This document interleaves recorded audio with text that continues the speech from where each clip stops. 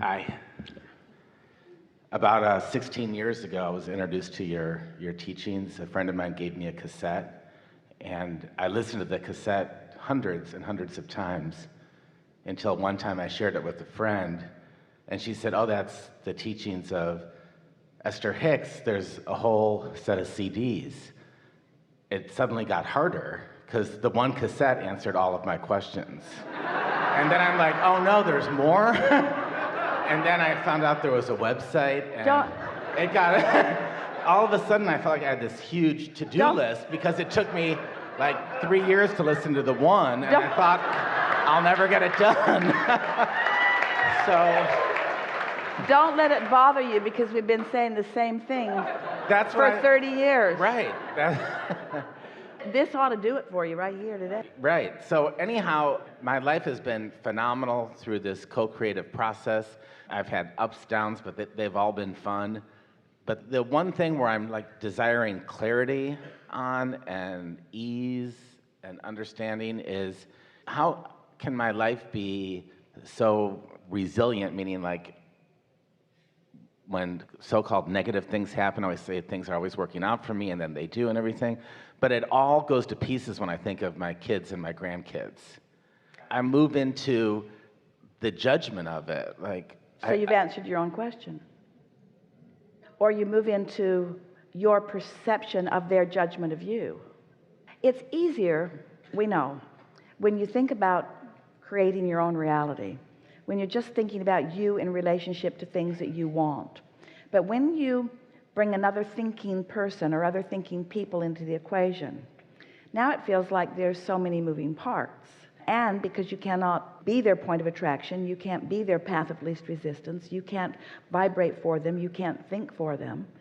Esther is just realizing, recently, really realizing in a strong way that she spent way more time than she now ever wants to admit that she spent trying to get other people to get her, to understand her. And she realizes that it's not just that she's so uniquely weird that they would never be able to get her. It's that nobody really gets anybody because nobody has the time or is patient enough or willing enough or able. It shouldn't be that way. They really are not supposed to focus upon you enough to really get you. They're just supposed to focus on their life enough to get them, you see. So if you can come to the place where you're willing to leave their response to you out of the equation.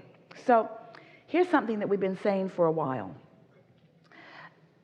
Most people, the majority of their vibrational output, and that vibrational output matters because it equals your point of attraction. What you broadcast and what you receive or what you get back are the same thing. But the majority of what people are broadcasting is in response to what they are observing in others. So as you're observing behavior of others or attitudes of others or opinions of others, as you observe that, what you don't realize you're doing and what you don't mean to do, oh, hear this, hear this, hear this.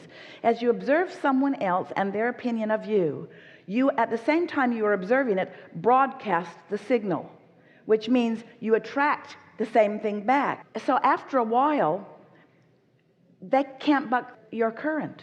They can't feel differently about you than the sort of ongoing spiral that you've got going.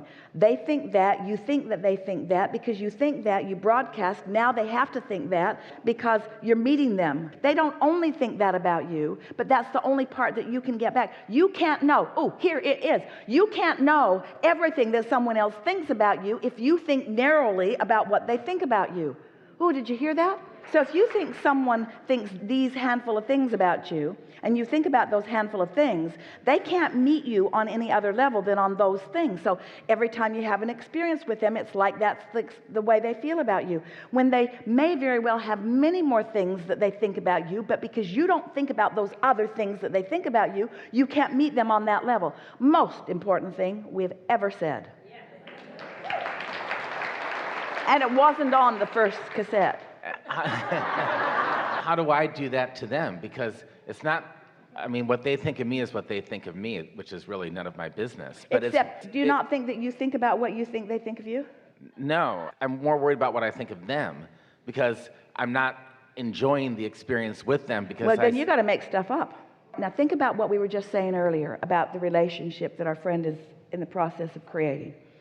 So you put the things into the vortex, and now let's create that wonderful, loving genesis or basis of the things that will become. If you're thinking about them as they are, then that's what you're putting over there, and that's all that you can meet them on. So you've got to go deeper, go more general, be less specific, and think about the unconditioned. So how would you like them to be? Or better said, how would you like your feeling response to feel in response to who they be? Well, I would like to be more detached from the choices that my daughter makes. Like, for example, I mean, she lives on public assistance. She doesn't have the time to spend with the kids. They don't get to do a lot of the activities that I know they would like to do unless I step in, Well, that's good. All right, that was a good conversation, because you've given us the what you don't want, and so without even knowing it, you've put a whole lot of what you do want into the vortex, and that has been in the process of becoming. So there's a much brighter future for all of these people, because they're important to you and because you've created around that. So we know what that feels like. That feels like disappointment to you. Feels like a little bit of maybe failure on your part. It feels like I should have done differently. It feels like she should know better. It feels like resentment on your part because you did try to teach her differently. That's not the example that you set, so where did she pick that up? Right. Keep going.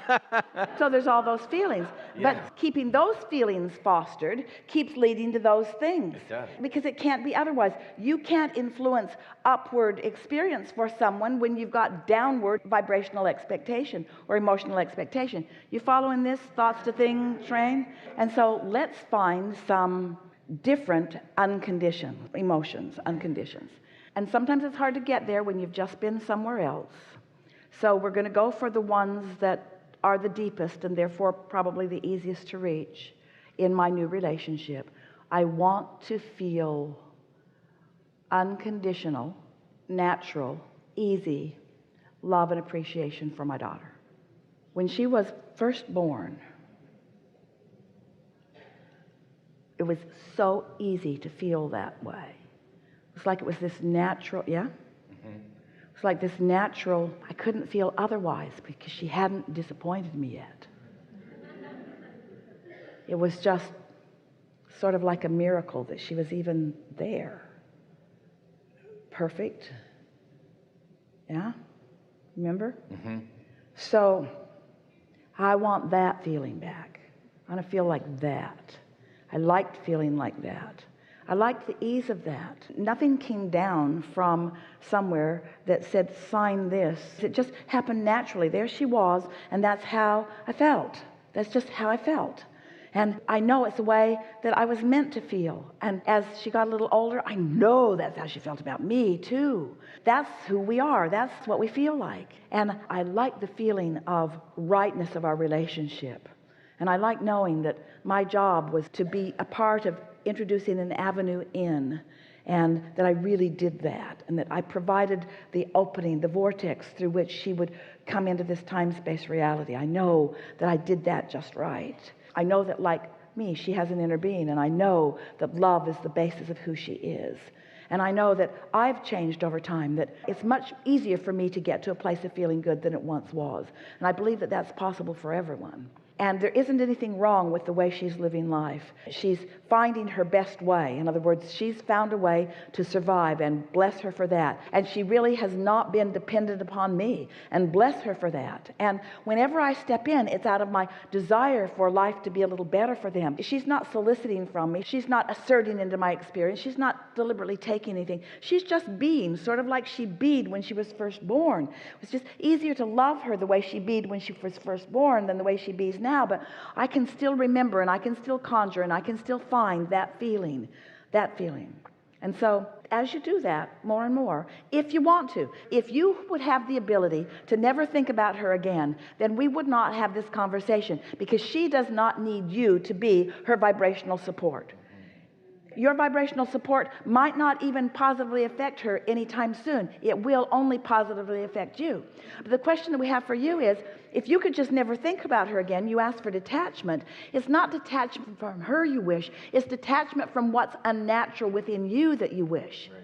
And so you would like her to be different so that you could feel about her the way you felt about her when it was easy to feel that way about her. But that's not how any of this works, you see. I know. You got to find the way to feel that way anyway. And if you can't, then you got to not think about her. There are many things that in a day will come into Esther's awareness, and she'll say, oh, I'm not going to think about that. At the first moment that it comes, if she just turns away, then she's just fine. Something else takes its positive place right away. But if she looks back at it for a minute, if she gives very much time to it at all, now she's hooked into it, and now she's got real work to do. Well, it's no wonder. You got some real work to do. We just don't want you to ever do that work again. We really mean that. You have some real work to do to undo all the thoughts that you've ever thought about somebody. It would take more than you have physical time in this lifetime or the next 2 or 3 to undo all of that. Don't even try. Just go straight to the unconditioned of love and find it or don't, and then change the subject, and then just go straight to the positive expectation. You can do it easier with her children than you can with her.